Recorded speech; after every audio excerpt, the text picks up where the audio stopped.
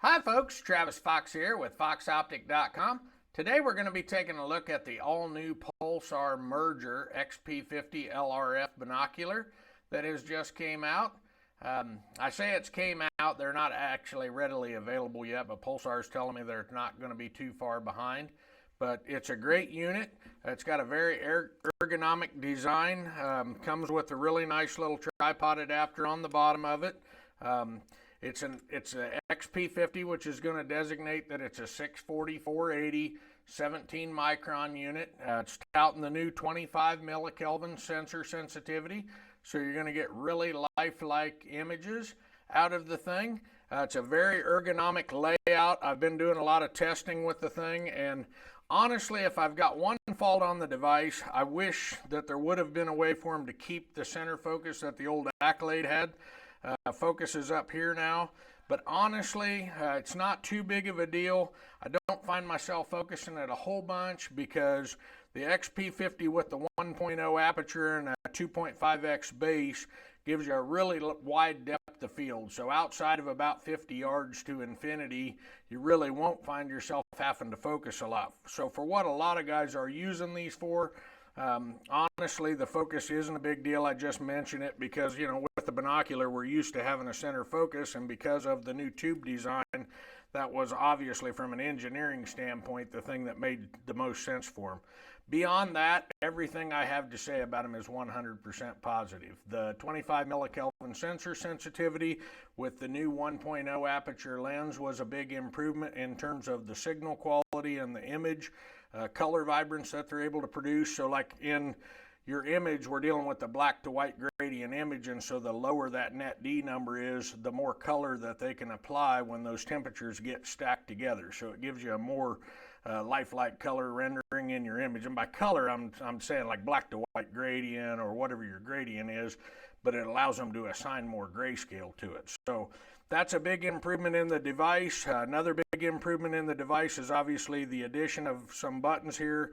Lets the intuitiveness of the button layout and the finger placements give you a little bit more control, and it's just operationally a little bit easier. On the back here, we're going to find that you have an interpupillary adjustment that will allow you to set for your eye separation, and then independent diopter controls on each eyepiece. So again, you have focus up here on the thermal channel, which is, so they're a single thermal in feed to dual displays in the back. This what would normally be a lens and a binocular over here is actually the rangefinder. In this, you're going to find a really high quality 1,000 meter rangefinder. Again, outstanding thermal detection, 8 color palettes. I'm not going to go into a lot of the details. I'll do that later on a more in-depth video. Mainly, I just want to tell you the key features on here and the takeaways and get some video footage on these. So there'll be some footage later on in the video. But the big takeaways on the binocular are going to be, honestly, they're very, very low eye fatigue. So they are going to be for the guy that wants an absolute premium image that's going to be glassing for long periods of time. The dual displays in the back. Our eyes, our brain and our eyes want to work together and mix those signals. And so when you're running something like a mono, this is Pulsar's Helion 2 XP50 Pro, you're going to get as good of image quality out of this thing as what you're going to see out of this merger. But the difference is going to be with the single eyepiece. Our brain wants to mix the signal coming from both eyes, and so you'll start to experience some eye fatigue if you're scanning very, very long periods of time with the mono. And when you pull off of a mono, you'll have quite a bit of like sustained eye brightness because our pupils will dilate down, and then they want to adjust for that, but they get a little bit confused when you're just looking at one lighting situation when they're dilated way out, on this eye, and then way down on this one looking at the brightness. And when you pull off of it, it takes you a while to recover from that. Whereas the binoculars, both eyes are getting an equal amount of light. So, some guys will tell you, well, that's going to eye blind you in both eyes, which is true, but your recovery time is very, very quick. So it's a lot like glimpsing over at a light and then back off of it. Your pupils are going to constrict down to adjust for that, but then very quickly dilate back up to try to go into the low light condition that they're normally in. So, you know, without getting way into that, obvious big advantage is going to be low eye fatigue. Again, you combine that with the color palette options that you get in Pulsar, you know, something like red monochrome to scan with.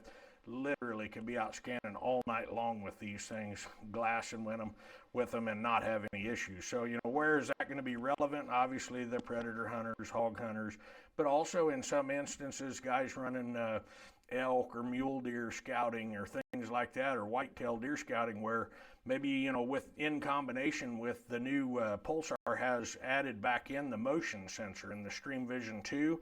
So in some instances might have these sitting on a tripod stationary looking forward and taking advantage of that big wide field of view and the motion sensor to capture activity out there in front of you that can alert you, via a smartphone or things like that, and draw your attention to that. So, you know, if you do get fatigued looking through them, that you have a way to have some additional advantages. So again, it's an outstanding product. You're going to find that they run APS-3 battery inside here. Then they also have, I believe it's internally a 6-hour battery. So you're going to get about 4 hours out of a single APS-3, which is a dropout rechargeable. You get a 2-bay charger and wall adapter in there. Of course, as all the Pulsar devices, you have a USB. Well, they all have USB input. In the case of these, it's a USB-C fast charge input, which would allow you to charge the internal battery as well as the removable directly inside the device. That will only go in one way. It's a pretty slick, well thought out. You just stick it in there and shove it forward and it locks, and then there is a little release here in the back. So again, fully integrated rechargeable power system, you know, outstanding button functionality, 1,000-meter rangefinder. The rangefinder has, angle compensations to give you true distance to target, as well as the ability to throw the thing into scan mode. So those are some pretty important features. But again, this is just a video to introduce this product. We're going to go to some footage. I'll talk a little bit more about them when we get done looking at the footage. Thanks a lot. We'll be right back with you. Okay, so we're going to take a quick roll around these binoculars here. This is, again, the Pulsar Merger XP50 LRF. So here in the back, we've got independent diopter control on each eyepiece. Essentially, that's going to give you the ability to, roll those things to compensate in case you have a magnification difference between your eyes. You'll be able to clear that, your view on the display independently between both eyes. And then you also have the ability to pull these eyepieces in and out to compensate for the separation between your eyes. And then again, battery comes out here, but I went over that earlier. So here on the buttons in the back, we have our menu button. So short presses for the quick menu, long presses for the main menu. And then these are going to be your up-down selection buttons while the menu's in play. And then so essentially up down to select the different item, or to get onto the different items, and then usually short press back here to select. If you're just in the main viewing screen and you want to use these buttons for other than the menu items, obviously they're just going to intuitively do that. So short press on this button is going to switch you between the contrast mode functions, which are basically going to help with your scene backgrounds. And then long initiating press on this button is going to switch between your primary color palette, which is always going to be white hot, and whatever the second color palette you've selected off the menu is. So that gives you the ability to toggle between white hot and your second selection choice very quickly. Up here on the front, the plus button is going to be your magnification button in normal circumstance. So short presses on that are going to vary you 2.5, 5, 10, 20. If you hit it again, it's going to run you back down to 2.5. If you initiate with a long press on that button, it's going to turn your PIP function on or off. And then also be aware from the quick menu, you can go into the magnification icon, use the up downs in the quick menu. Not only in the quick menu you're going to find brightness and contrast and all that, but you're also going to find a magnification icon, and you can smooth zoom. So in the smooth zooming function in the quick menu, you can run these up in 0.1 increments, so you can infinitely zoom. And up here on the front, we see the new 50 millimeter, true 50 millimeter 1.0 aperture lens. That again, coupled with the 25 millikelvin sensor sensitivity, is what's going to help the thing produce those outstanding images. This is the focus control up here, so as your distance to target varies, that's going to be your focus adjustment. Again, like I mentioned earlier, you will see that from, say, 50 yards to infinity, while you'll be able to make minor adjustments, you have a really nice wide depth of field, and so it's not like you're going to wear yourself out focusing, because it's just really not all that, it's not needed in a lot of instances. Over here you have the 1,000-meter rangefinder and receiver. Again, that's going to give you the ability to take spot readings, and so how you would perform that, this is the rangefinder function. So short press on that button is going to just take a quick spot reading. There'll be a set of brackets that come up in the middle of the screen to place on the target, and then it'll give you a reading. If and when that's on the screen, you perform the long press function on that, but on this rangefinder button, you're going to lock the thing into scan mode, and so essentially the rangefinder will just stay on and continuously give you distance to target readings. In front of that, we are going to find the recording or the video function button, and so initiating with long press there is going to toggle you between camera and video mode, and then short presses are going to perform the functions depending on the mode you're in. So if you're in camera mode, short press will just take still images. If you're in video mode, short press is going to start the video recording, short press is going to pause video recording, and when you're all done, you're going to want a long press to stop and save the video. The power button up here is going to perform 3 different functions. So, normal power on off, that's pretty self-explanatory. Power on, just short press the button.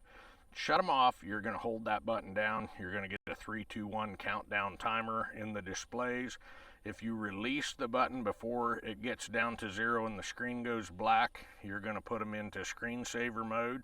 There'll be a little screensaver pops on, and you won't get the light spill out the back. But so if you're on a tripod like this and you're not going to be using them, and you've got the the proximity function shut off, then maybe you want to turn that light coming out the back off. It gives you another way of doing that, and then you'll get instant startup when you tap that button. And then also, if you just short press that button at any point while you're using them, just a short tap press, then that's going to turn around and perform the calibration. So if you're in auto, semi-auto, or manual, whichever you've chose, they're going to calibrate for you.